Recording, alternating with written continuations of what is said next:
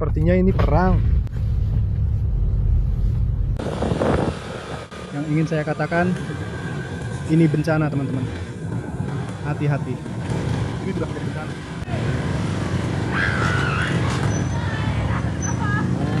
Venezuela telah menetapkan status darurat setelah 2 gempa bumi kuat mengguncang bagian utara negara itu secara berurutan dan membuat Caracas, La Guaira, serta daerah sekitarnya berada dalam situasi ketakutan, kehancuran, dan kepanikan mencari pertolongan.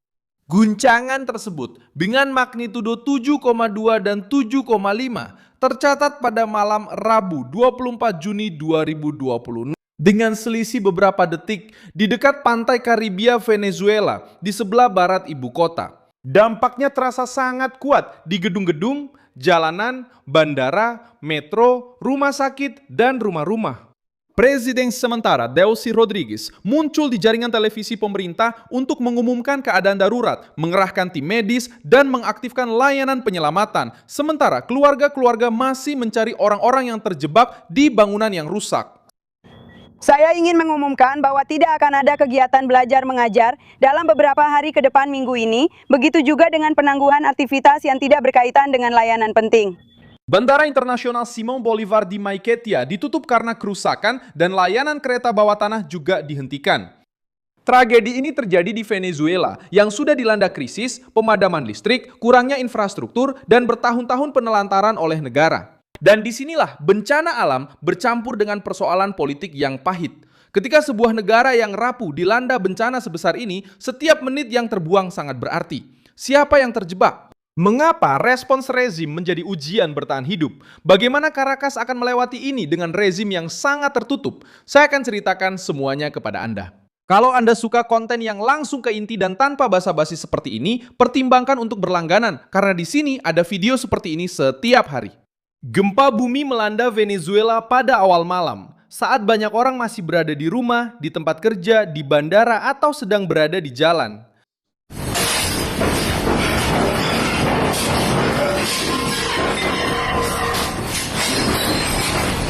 Amarelo menemukannya, dan ini semua mau runtuh. Mierda.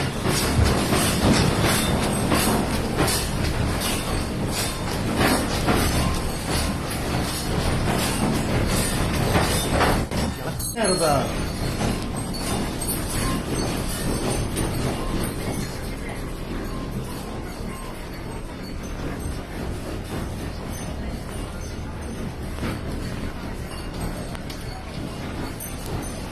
Empat puluh lima detik, semuanya rusak, Amarelli. Sialan. Sialan.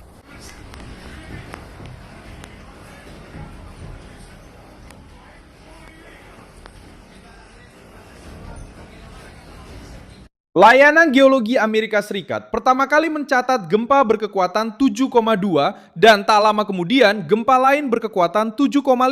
Keduanya terjadi di wilayah dekat Moron di negara bagian Carabobo sebelah barat Caracas. Kekuatan gempa itu cukup untuk merobohkan bangunan, menimbulkan retakan, menghentikan layanan, dan menimbulkan kepanikan di beberapa lingkungan ibu kota. Caracas menjadi salah satu pusat yang paling terdampak, tetapi La Guaira juga ikut menjadi pusat perhatian dalam keadaan darurat ini. Wilayah pesisir yang dekat dengan bandara utama Venezuela mencatat bangunan-bangunan yang hancur, jalan-jalan yang terblokir, pemadaman listrik, dan laporan kebakaran yang disebabkan oleh kerusakan pada saluran gas. Baru saja terjadi. Telepon di tempat. Ada sesuatu yang terjadi pada gedung itu. Tidak ada yang tahu. Tidak ada yang tahu. Tidak ada yang tahu. Dia tidak tahu, dia tidak tahu. Tidak ada yang tahu. Tidak ada yang tahu. Ada yang tahu? Tidak ada yang tahu. Terima kasih. Tidak ada yang tahu. Tidak diketahui. Tidak diketahui.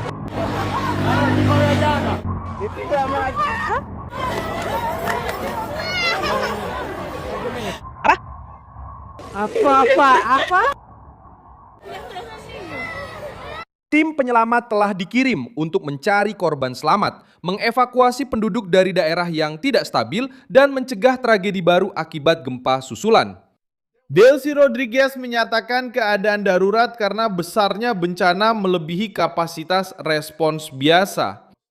Dia mengonfirmasi adanya korban jiwa, menyebutkan adanya korban luka, dan meminta mobilisasi penuh dokter, perawat, pemadam kebakaran, perlindungan sipil, serta pasukan keamanan. Jumlah awal yang diumumkan oleh lembaga internasional menunjukkan setidaknya 32 orang tewas dan sekitar 700 orang terluka. Namun, pihak berwenang sendiri menganggap data tersebut masih bersifat sementara karena daerah yang paling parah masih sedang disisir. Penutupan Bandara Internasional Simão Bolívar menunjukkan betapa parahnya dampaknya. Para penumpang yang berada di terminal, mereka berlari mencari perlindungan saat gedung tersebut bergetar. Lampu-lampu padam dan sebagian struktur bangunan dimatikan, rusak parah.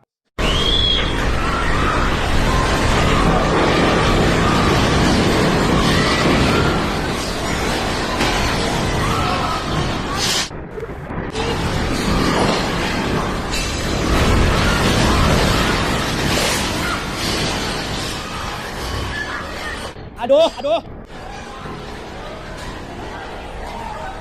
Wah! Ya, Pur.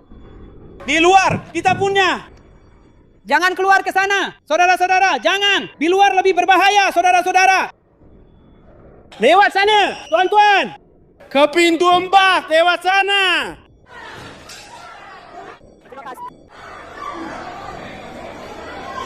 Bandara adalah salah satu pintu masuk dan keluar utama Venezuela.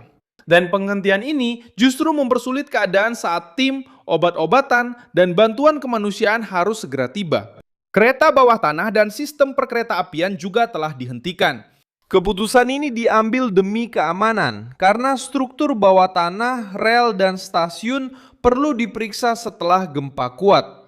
Pada praktiknya, jutaan orang mengalami keterbatasan mobilitas, sementara rumah sakit dan tim darurat berusaha untuk melakukan penataan ulang. Di tengah kekurangan listrik, komunikasi yang tidak stabil, dan jalanan yang dipenuhi warga yang memilih tidur di luar rumah karena takut akan gempa susulan. Pemandangan paling memilukan dari tragedi ini muncul dalam video-video yang beredar di media sosial.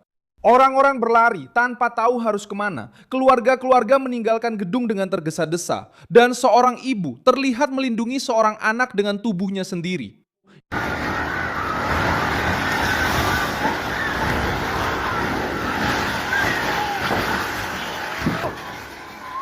Sementara potongan-potongan struktur jatuh di sekitarnya. Itu bukan adegan film, melainkan potret nyata dari sebuah populasi yang berusaha bertahan hidup dengan naluri paling dasar, yaitu menyelamatkan siapapun yang ada di dekat mereka.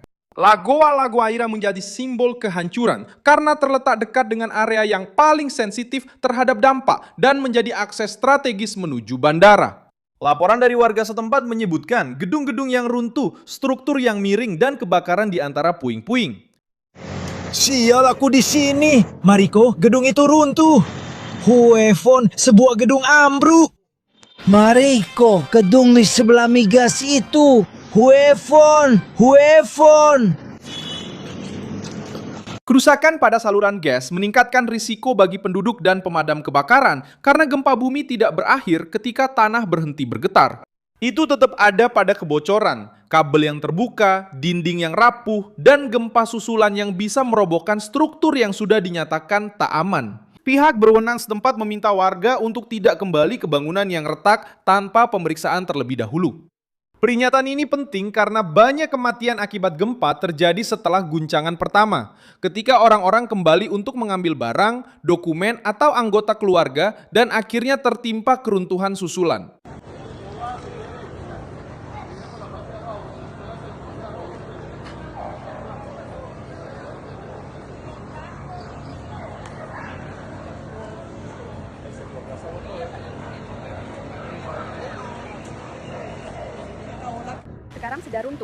Sekarang sudah runtuh.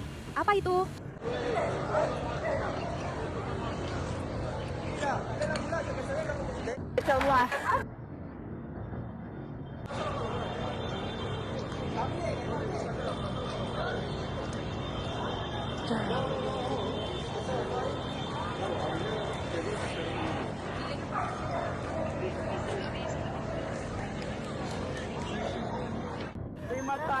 Atas positif. Positif.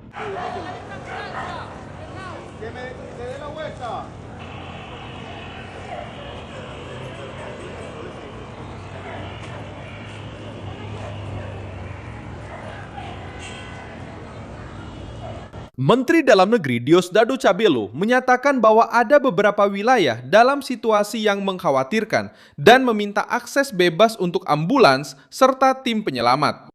Pernyataan tersebut menunjukkan bahwa pemerintah mengetahui besarnya masalah, namun juga mengungkapkan kenyataan yang sudah diketahui oleh masyarakat Venezuela. Struktur pelayanan publik negara ini sudah berada di ambang batas jauh sebelum bencana terjadi. Ketika tanah mulai retak, rumah sakit, transportasi, energi, dan komunikasi sudah mengalami keausan selama bertahun-tahun.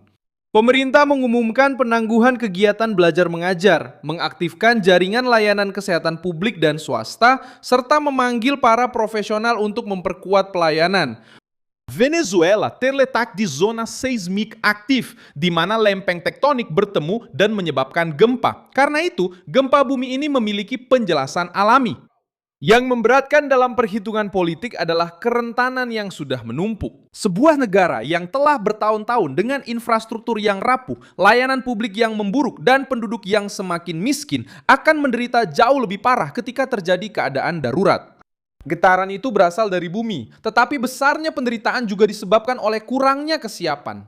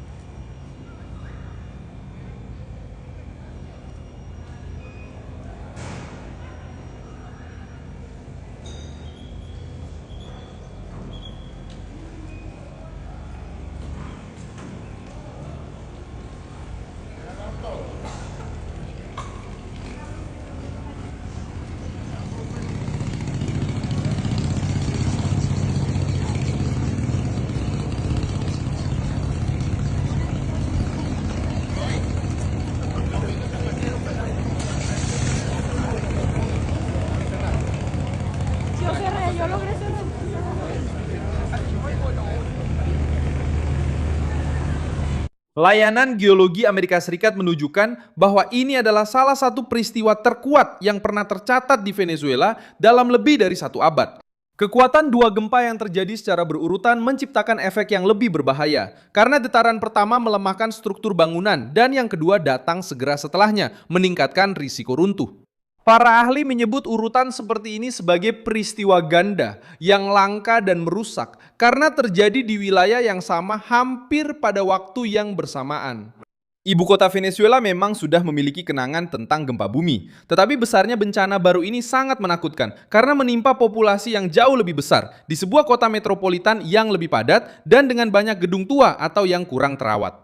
Kerusakan tidak hanya terbatas pada bangunan yang runtuh, ada bangunan yang masih berdiri tetapi mungkin sudah tidak layak lagi. Ada keluarga yang kehilangan rumah, ada juga yang tidak bisa menghubungi kerabat, dan banyak yang menghabiskan malam di jalanan menunggu kabar. Di rumah sakit Caracas, para tenaga medis dipanggil untuk menambah petugas jaga.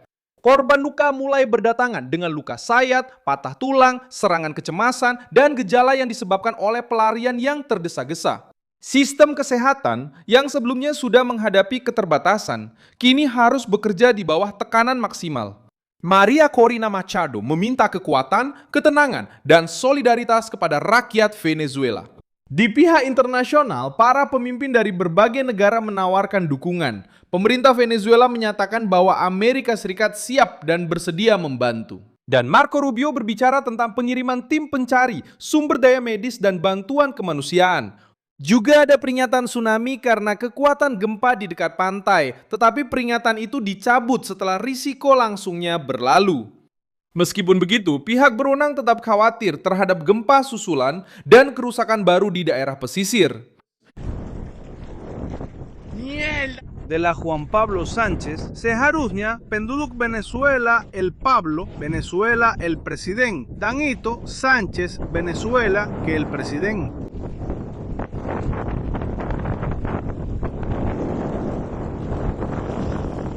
Ya Tuhan. Dan iya, di taman saya juga sudah mai ketia, tetap saja mai ketia. Iya, itu iya, memang mai ketia. La Guaira.